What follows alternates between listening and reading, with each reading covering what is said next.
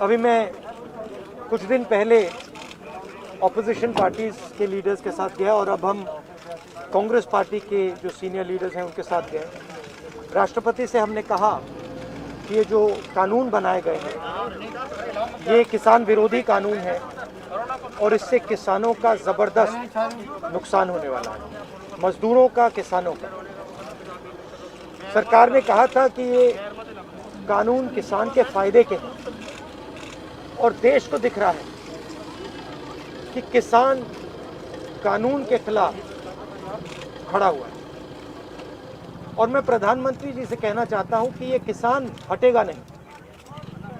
प्रधानमंत्री को ये नहीं सोचना चाहिए कि किसान और मजदूर घर चले जाएंगे, नहीं जाएंगे। जब तक ये कानून वापस नहीं लिया जाएगा, जॉइंट सेशन कीजिए और कानून को एकदम वापस लीजिए, क्योंकि किसान वापस नहीं जाने वाला है। और हम सब, विपक्ष की सब पार्टियां किसानों के साथ, मजदूरों के साथ खड़े हैं और खड़े रहेंगे। जिस प्रकार से ये कानून पास किया गया वो भी बिल्कुल गलत था।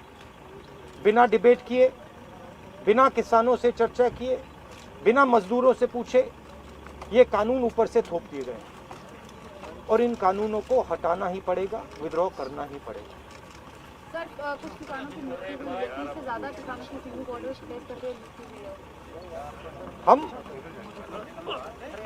हम 3 लोग राष्ट्रपति के पास गए हैं, बट हम करोड़ों सिग्नेचर्स लेके गए। हम किसान की आवाज राष्ट्रपति जी को तक ले गए। सर्दी का मौसम है और पूरा देश देख रहा है कि किसान दुख में है, दर्द में है और मर भी रहे हैं।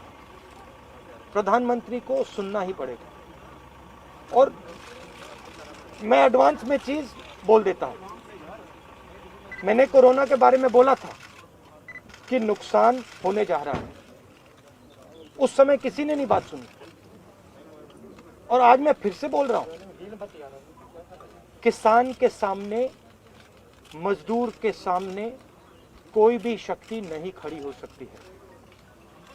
अगर प्रधानमंत्री जी ने कानून वापस नहीं लिए, सिर्फ बीजेपी को नहीं, सिर्फ आरएसएस को नहीं, देश को नुकसान होने जा रहा है। राहुल जी, बार बार बीजेपी की तरफ से कहा जा रहा है कि जो किसान बैठे हैं ये नक्सल हैं, खालिस्तानी हैं, विपक्ष इन्हें बरगला रहा है।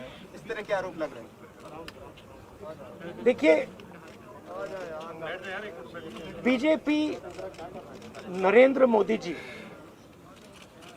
का एक ही लक्ष्य है और वो किसान समझ गया है, मजदूर समझ गया है। लक्ष्य है कि उनके आसपास जो 2, 3, 4 बड़े क्रोनी कैपिटल्स हैं, उनके लिए पैसे बनाने का काम नरेंद्र मोदी जी करते हैं। जो भी नरेंद्र मोदी जी के खिलाफ खड़े होते हैं वो उनके बारे में कुछ ना कुछ गलत बोलते रहते हैं। किसान खड़े हो जाएंगे तो किसान को आतंकवादी बोलेंगे, मजदूर खड़े हो जाएंगे तो मजदूर को आतंकवादी बोलेंगे। एक दिन अगर मोहन भागवत खड़े हो गए तो कहेंगे ये भी आतंकवादी। मतलब जो भी नरेंद्र मोदी जी से सत्ता लेने की कोशिश करेगा वो आतंकवादी। और नरेंद्र मोदी किसके लिए काम कर रहे हैं वो मैंने आपको बता दिया। उनके 2-3 आसपास के क्रोनी कैपिटलिस्ट हैं जिनको वो पूरा हिंदुस्तान पकड़ा रहे हैं। ये रियलिटी है। आपने अभी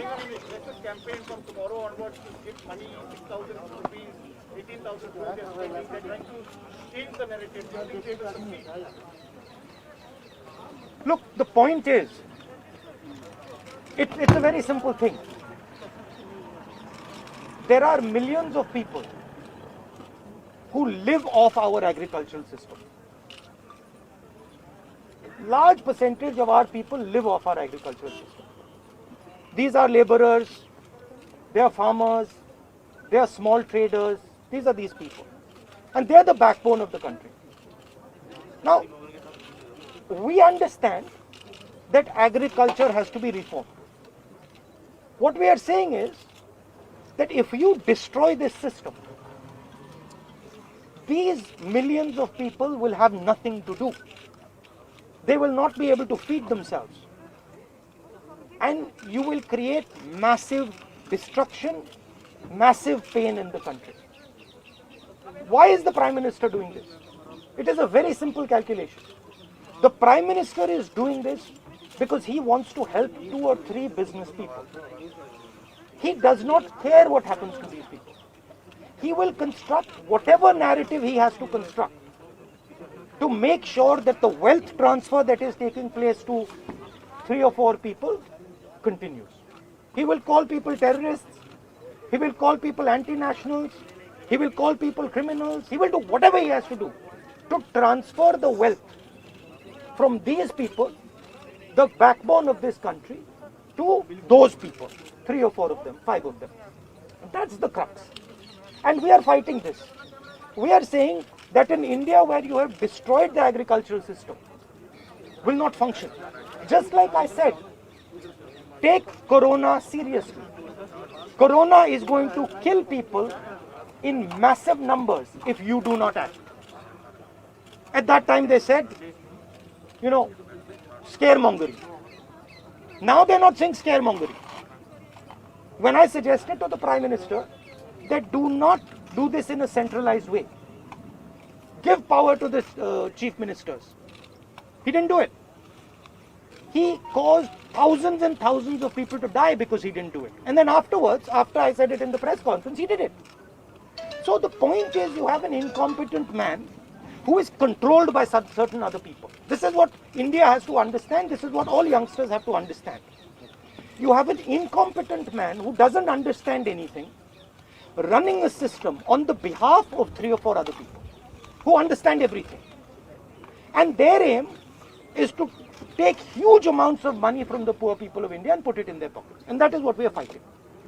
And frankly, it doesn't matter what you think right now, because all of you will face this.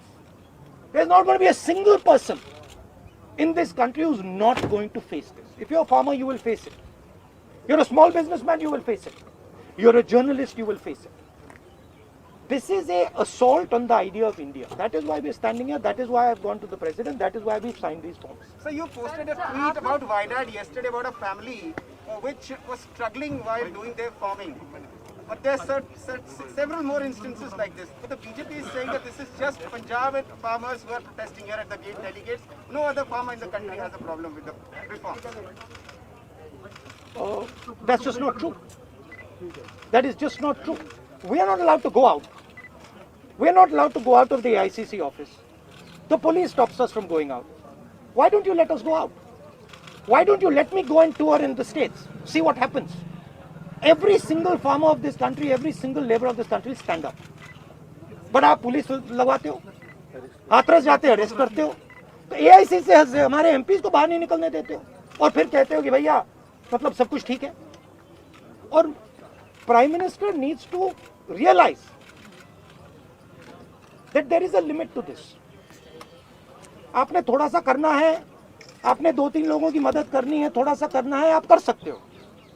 But जिस प्रकार से नरेंद्र मोदी कर रहे हैं, मैं फिर से दोहरा रहा हूं, हिंदुस्तान के किसी भी युवा को रोजगार नहीं मिलेगा. सारे छोटे बिजनेस, सारे मिडिल साइज बिजनेस खत्म हो जाएंगे.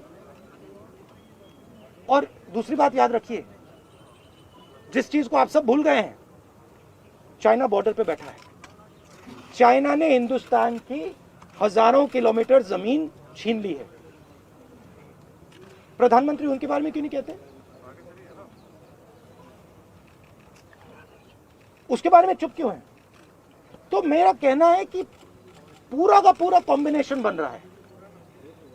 एक तरफ आप अपने सिस्टम को तोड़ रहे हो, आप अपने लोगों को लड़ा रहे हो, आप अपने किसान को मार रहे हो, मजदूर को मार रहे हो, और दूसरी तरफ बाहर से फोर्सेस देख रही हैं, कह रहे हैं कि बहुत अच्छा है, नरेंद्र मोदी हिंदुस्तान को कमजोर कर रहा है और हमारे लिए अच्छी अपॉर्चुनिटी बनने जा रही है. मैं देश को बता रहा हूं,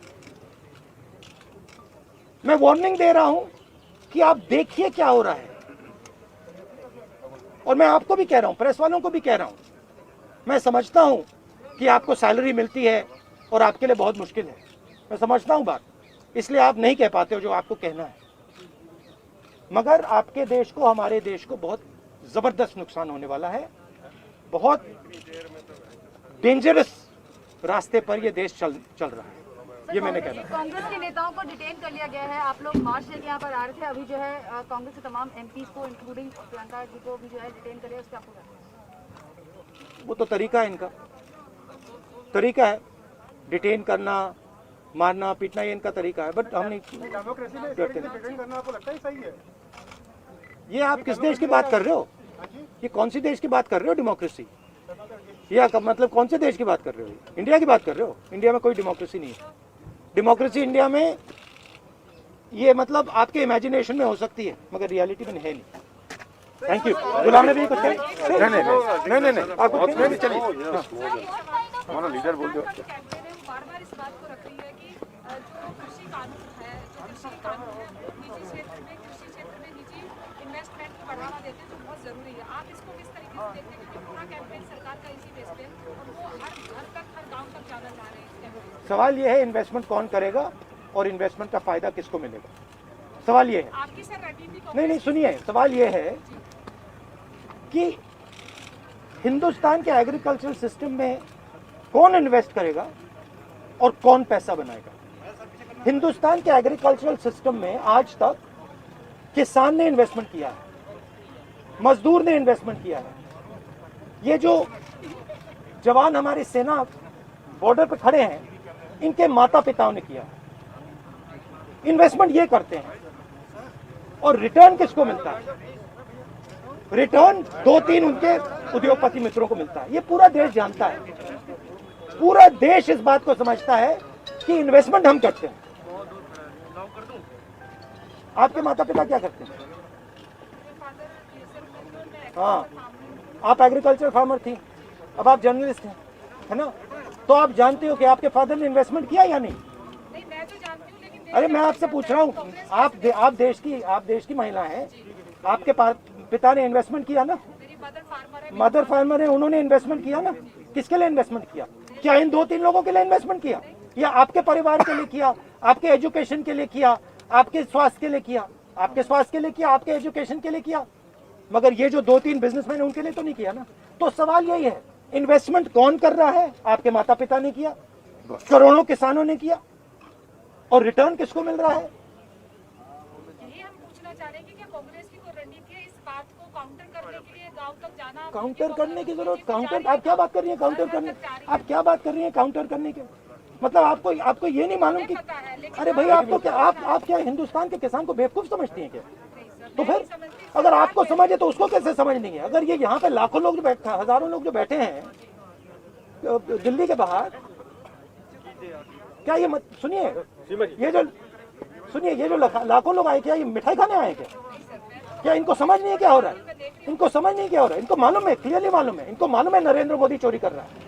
इनको मालूम है कि ये दिन भर इन्वेस्टमेंट करते हैं, 24 घंटा इन्वेस्टमेंट करते हैं, और उधर इन्वेस्टमेंट कहीं और जाता है, रिटर्न कहीं और जाता है। Thank you.